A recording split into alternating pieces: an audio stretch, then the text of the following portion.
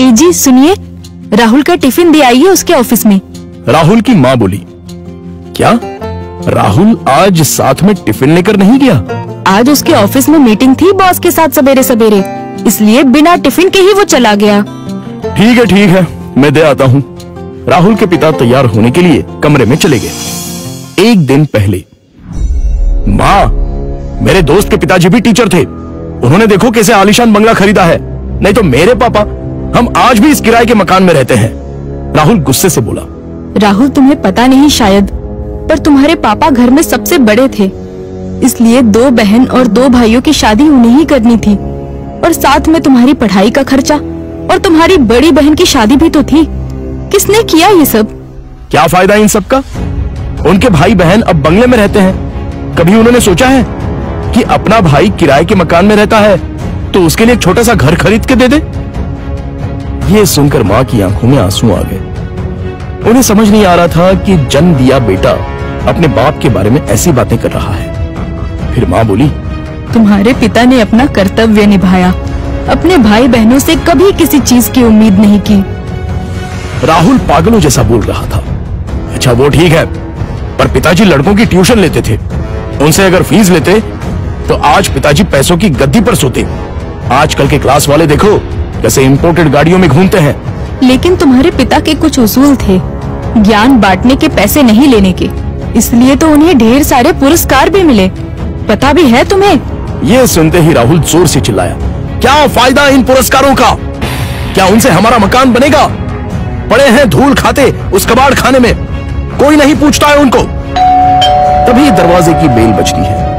पिताजी ने अपनी बातें तो सुन नहीं ली ना। इस डर से राहुल का चेहरा उतर गया, लेकिन पिताजी किसी से बात किए बिना ही अपने कमरे में चले गए। ये था कल का झगड़ा, और आज मोहनलाल ने साइकिल को टिफिन लगाया और कड़ी धूप में राहुल के ऑफिस पहुंच गए। कड़ी धूप होने के कारण वो थक गए थे। ऑफिस पहुंचने पर उनको सिक्योरिटी गार्ड ने रोका। राहुल सर को टिफिन देना था, क्या मैं अंदर जा सकता हूं? मोहनलाल ने पूछा। अभी नहीं दे सकते, वो बॉस के साथ मीटिंग में है। जब मीटिंग खत्म होगी तब दे देना। चलो यहां से हटो, बॉस तुम्हें देखना नहीं चाहिए। अगर बॉस को दिख गए तो मेरी हालत खराब हो जाएगी। चलो जाओ उधर, गार्ड बोला। मोहनलाल कुछ ही दूरी पर धूप में खड़े रहे। मीटिंग 1 घंटे से ऊपर तक चली। उनके पैर में दर्द होने लगा। तभी ऑफिस के केबिन का दरवाजा खुलने की आवाज आई। बॉस के पीछे पीछे राहुल भी आया। धूप में खड़े हुए पिताजी को देखकर वो मचलाया। चलते चलते बॉस की नजर मोहनलाल पर पड़ गई। गाड़ी में बैठने की बजाय वो वहीं खड़े रहे। वो सामने धूप में कौन खड़ा है? उन्होंने गार्ड से पूछा। अपने राहुल साहब के पिता हैं, टिफिन देने आए थे। गार्ड डरते हुए बोला। बुलाओ उन्हें। राहुल घबरा गया, उसके पसीने छूट गए। उसे अपने पिता पर बहुत गुस्सा आया। गार्ड के बुलावे पर मोहनलाल अंदर आए। बॉस उनके पास गए और बोले, आप मोहनलाल सर हैं ना? सरकारी स्कूल में आप ही टीचर थे ना? हाँ, पर आप कैसे पहचानते हैं मुझे? कुछ समझने से पहले ही बॉस ने मोहनलाल के पैर छुए। राहुल और सब लोग ये देखकर हक्का बक्का रह गए। सर, मैं विजय, आपका स्टूडेंट था। आप मुझे पढ़ाने के लिए घर आते थे। हाँ, याद आया। बाप रे, तुम तो बहुत ही बड़े हो गए हो। विजय मुस्कुराया और बोला, सर आप यहाँ धूप में क्या कर रहे हैं? चलिए अंदर बैठते हैं, बहुत सारी बातें करनी है आपसे। सिक्योरिटी, तुमने इन्हें अंदर क्यों नहीं बिठाया? सिक्योरिटी ने शर्म के मारे गर्दन नीचे कर दी और बोला, सॉरी सर, गलती हो गई। इस पर मोहनलाल बोले, इसमें इसकी कोई गलती नहीं है, आपको डिस्टर्ब ना हो इसलिए मैं ही बाहर खड़ा हुआ था। ओके। विजय ने मोहनलाल का हाथ थामा और उनको अपने केबिन ले गया। बैठिए सर, अपने कुर्सी की तरफ उंगली करते हुए विजय बोला। नहीं, ये कुर्सी तो तुम्हारी है। मोहनलाल हिचकिचाहट से बोले, सर आपकी वजह से ही तो ये कुर्सी मुझे मिली है, इसलिए इस पर सबसे पहले आपका हक बनता है। विजय ने जबरदस्ती मोहनलाल को अपनी कुर्सी पर बिठाया। शायद आपको पता नहीं, लेकिन अगर सर नहीं होते तो आज ये कंपनी नहीं होती और मैं अपने पिता के साथ उनकी दुकान में बैठा रहता, विजय ने अपने साथियों से कहा। राहुल और मैनेजर आश्चर्य से देखते ही रह गए। स्कूल के टाइम मैं एक एवरेज स्टूडेंट था। मुझे पढ़ाई में दिलचस्पी नहीं थी। मार्क्स कमा रहे थे, इसलिए मेरी माँ मुझे सर के पास उनके घर ले गई और ट्यूशन लेने के लिए कहा। पर सर के घर पर जगह नहीं थी, इसलिए वो हमारे घर आकर मुझे पढ़ाने लगे। लेकिन सर ने कभी फीस नहीं ली। सर के पढ़ाने के तरीके से फिर धीरे धीरे मुझे पढ़ाई में रुचि आने लगी और मैंने 10वीं में दूसरा नंबर लाया। ये देखकर तो मैं हवा में उड़ने लगा। My goodness! पर सर ने कभी आपसे फीस नहीं ली? मैनेजर ने पूछा। मैं मां के साथ मिठाई लेके सर के घर गया।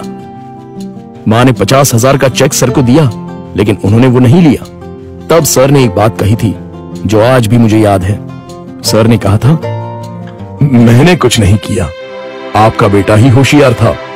मैंने सिर्फ उसे रास्ता दिखाया है और मैं ज्ञान बेचता नहीं हूं, दान करता हूं। फिर मैंने 12th करने के बाद MS किया और अमेरिका जाकर पढ़ाई की और वापस आने के बाद ये कंपनी स्टार्ट की। एक पत्थर को सर ने हीरा बना दिया। सर, आपको सच में दिल से प्रणाम। मोहनलाल की आंखों में आंसू आ गए।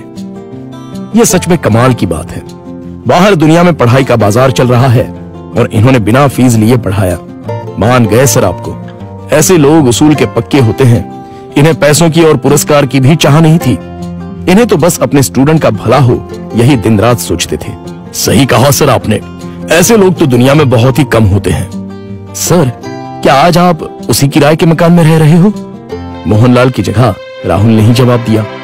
हाँ सर, उसी किराए के मकान में रहते हैं। आज मैं अपने सर को गुरु दक्षिणा दूंगा।